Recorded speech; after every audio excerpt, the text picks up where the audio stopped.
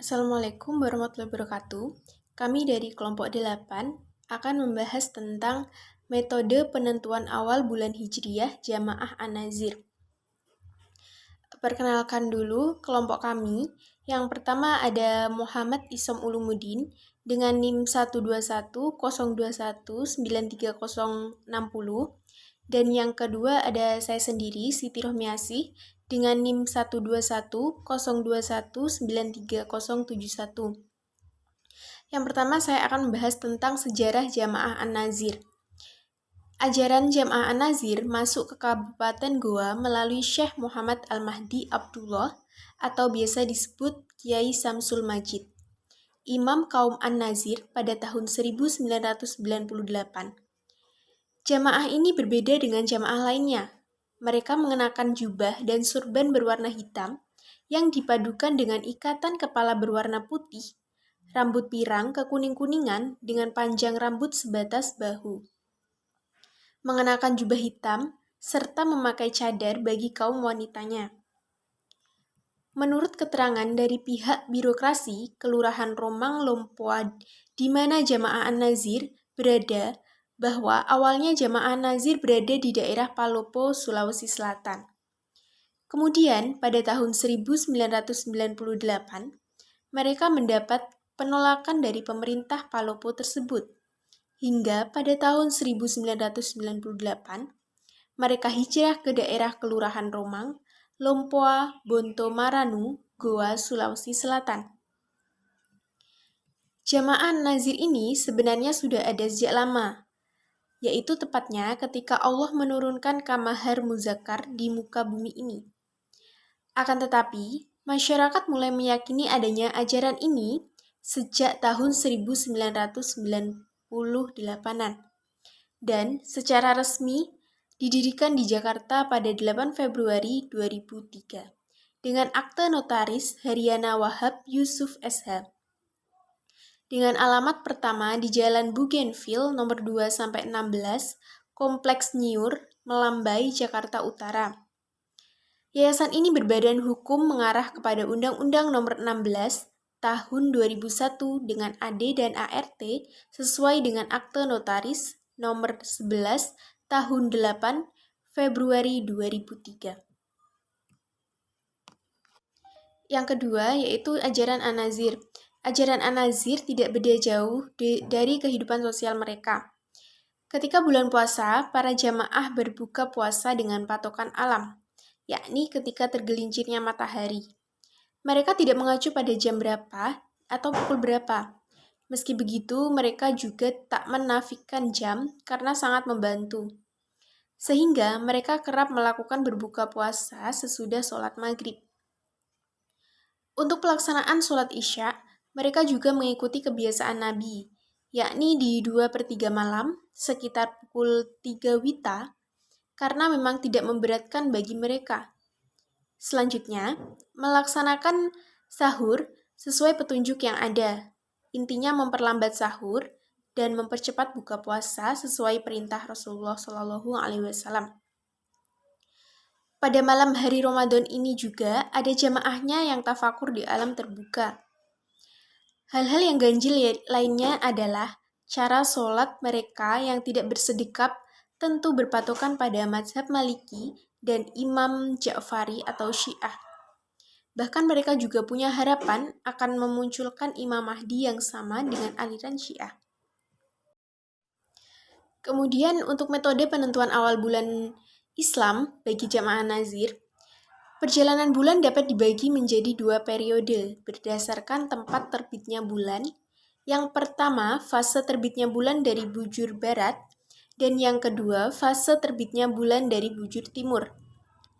Penting diketahui sebagai pedoman perhitungan peredaran bulan dari waktu ke waktu, karena masing-masing mempunyai perhitungan tersendiri. Peredaran bulan dari bujur barat dapat diketahui melalui ketinggian derajatnya.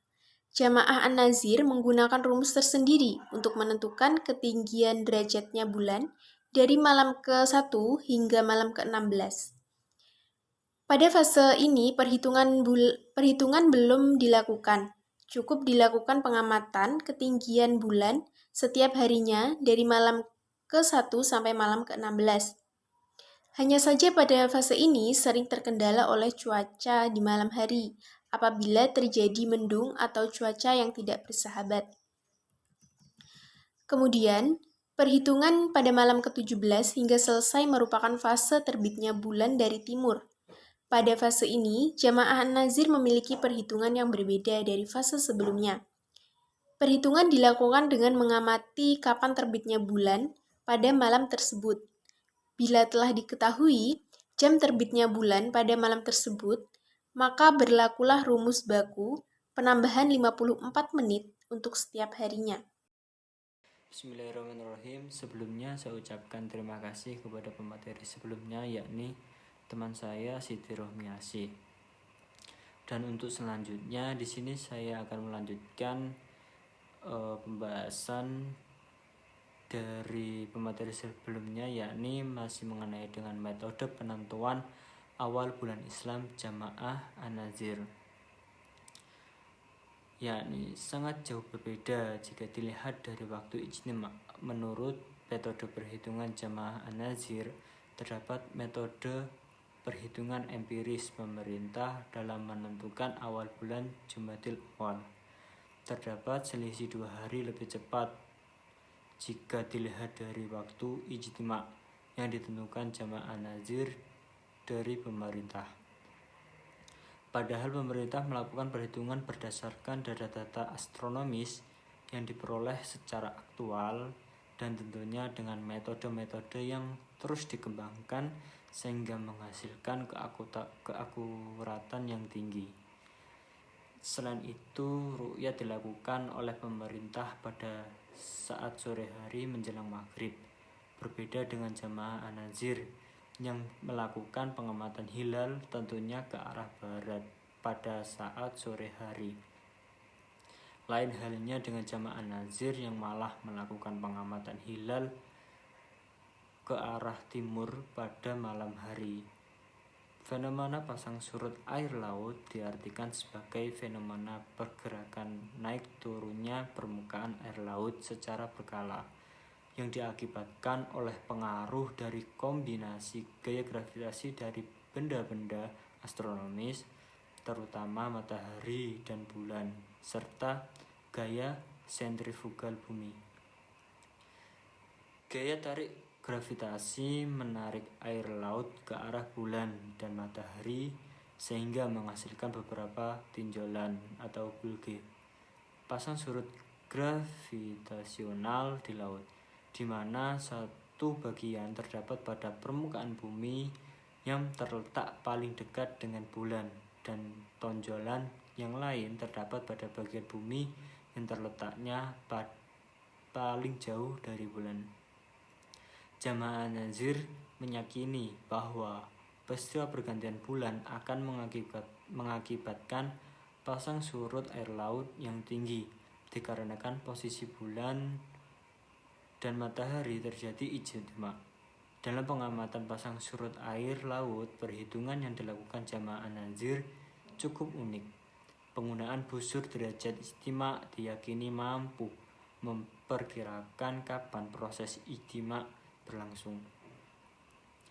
Data yang digunakan hanya selisih waktu terbitnya bulan malam terakhir dengan fajar shidik.